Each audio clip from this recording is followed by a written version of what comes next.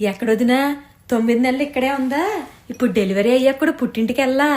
పక్కింటోళ్ళు delivery అయ్యాక వెళ్ళపోతే బాగోదని నేను వెళ్ళా గాని వాళ్ళ వంటలు కూడా అస్సలు తినలేము. నూనె ఉండదు, ఉప్పు కారాలు లేకుండా చప్పటి కూడ తింటారు. మగపిల్లోడు పుడితే బంగారు పొంగరం చేద్దాం అనుకున్నా. ఆడపిల్ల పుట్టింది, అందుకని వెండి పట్టీలు పెట్టా. చాలు కదా. నేను అంటున్నాను కాదు గాని వాళ్ళ కోళ్ళు మాత్రం మహా గడుసు. అమ్మో, అందుకే వదినా నాకు ఈ ఉద్యోగాలు చేసుకునే అమ్మాయిలంటే భయం. మనం ఎక్కడ పడతాం చెప్పి వీళ్ళతో. ఇంటికి వచ్చిన వాళ్ళు పిల్లని ఎత్తుకోవడానికి వెళ్తే కోవిడ్ అప్పుడు మనం చేతులు కడుక్కోవడానికి డెటాల్ వాడేవాళ్ళమా?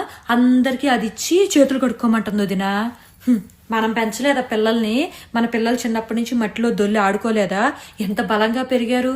మనం ఎట్టాగే నాజుగ్గా పెంచామా?